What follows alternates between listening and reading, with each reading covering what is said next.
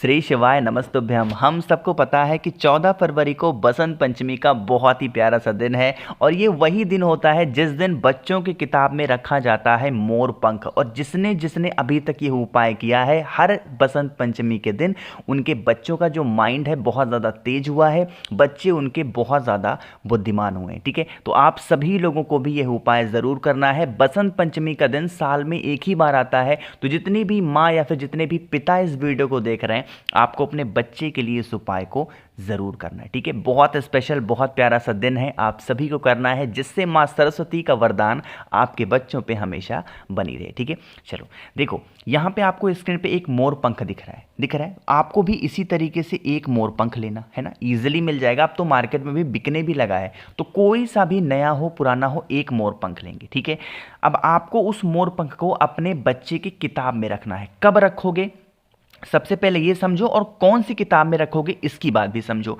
आपको किताब में तो रखना है, कॉपी में नहीं, किताब में रखना है। लेकिन वो किताब होना चाहिए कि आपके बच्चे की जो सब्जेक्ट, जो विषय वीक हो, कमजोर हो, ठीक है, या फिर जो स्थिति उसकी वीक हो, उस स्थान पर आपको रखना चाहिए उस एक मोर पंख को। मान लेते हैं फॉर एग्जाम्पल, आपके बच्चे का जो मैथ्स है, जो गणित है, विषय है, वो कमजोर है, तो आपको उस मोर पंख को कौन सी किताब में रखना है, गणित की किताब में रखना है। मान लेते हैं कि आपके बच्चे का जो इंग्लिश है, अंग्रेजी विषय है, वो कमजोर है, तो आपको क्या करना है, उस मोर पंख को कौन सी किताब में रखना है, अंग्रेजी किताब में। ठीक है, रख दिया किताब को। शाम के टाइम पे प्रदोष काल में मां सरस्वती का ध्यान करते हुए रख देना। चाहे बच्चे को बता के रखो, बच्चे के हाथ से रखवा दो, या फिर खुद रख दो, कोई सा भी इंसान रख सकता है। ठीक है, रख देना।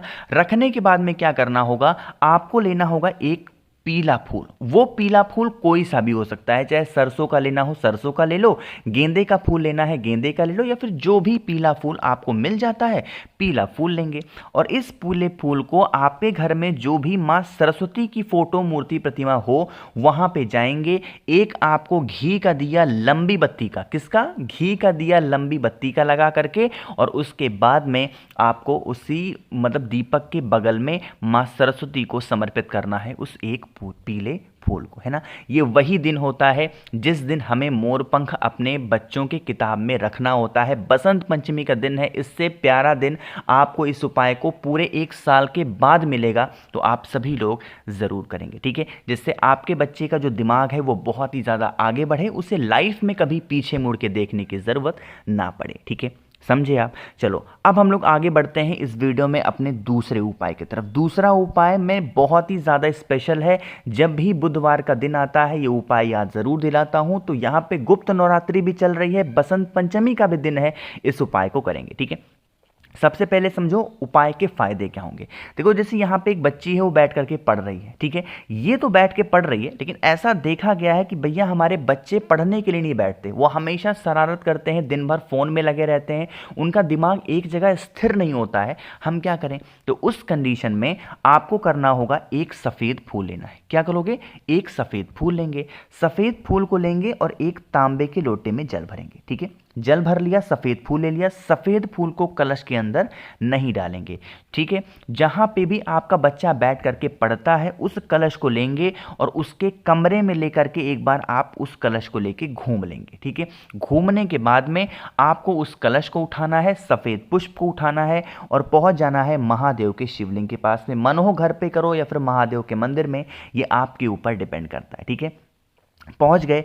पहुंचने के बाद में जो एक सफ़ेद फूल है, उस एक सफ़ेद फूल को शिवलिंग के ठीक ऊपर आपको रख देना होगा, और जो एक तांबे के लोटे में जल आपने भरा है, उसे तुम रुकेश्वर महादेव, कौन से महादेव, तुम रुकेश्वर महादेव या फिर तुम रुका जी के नाम से जल को समर्पित करना होगा। उसी सफ़ेद फूल के ऊपर बच्चे का नाम और गोत्र बोल करके, ठीक है, समर्पित करोगे।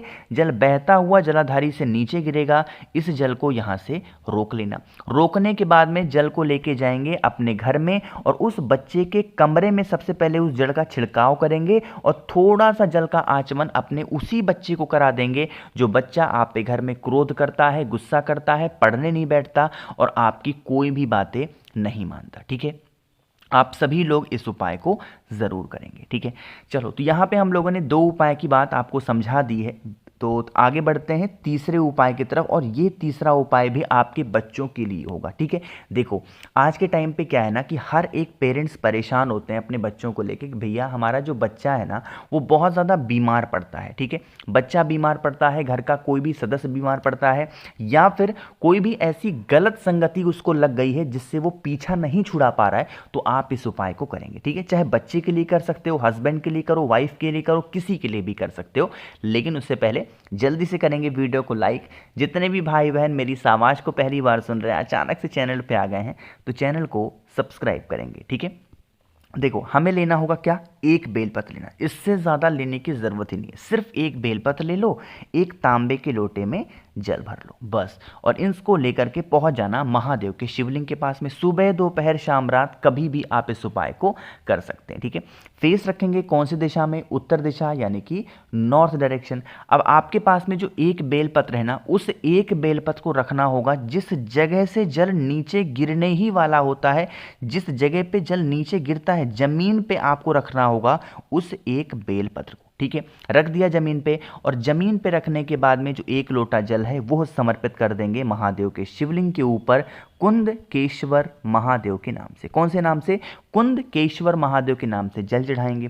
जल चढ़ाने के बाद जब आपकी पूजन वगैरह खत्म हो जाए, तो ये जो नीचे आपने बेलपत्र को समर्पित किया है, चढ़ाया था, इस एक बेलपत्र को उठा लेंगे और लेके चले जाएंगे आप अपने घर पे। ठीक है, जो इंसान आप पे घर में क्रोध करता है, गुस्सा करता है, उस बेलपत्र की पूरी पत्तियों को डंडियों के साथ किसी चीज में पीस लेना, कूट करके रख देना, और मणिभद्र के नाम से, किसके नाम से, मणिभद्र के नाम से उस इंसान को किसी भी चीज में मिक्स करके खिलाना स्टार्ट कर दो। उसकी जो क्रोध की समस्याएं होंगी, गलत संगति की समस्याएं होंगी, वो सारी समस्याएं खत्म जरूर होंगी। ठीक है, बस गलती मत करना कि जब जल चढ़ाओगे महादेव के शिवलिंग के ऊपर तो कुंदकेश्वर महादेव का नाम, और जब इस बेलपत्र को उठा करके पीस करके अपने घर पे खिलाना स्टार्ट करोगे तो आप पर कौन सा नाम लेना होगा, यहां पर आपको मणिभद्र का नाम लेके खिलाना स्टार्ट करना है। ठीक है, हर एक चीज का, हर एक उपाय का नियम होता है, तो जो भी उपाय किया करिए उस उपाय को बड़ी ही नियम के साथ किया करिए। ठीक है,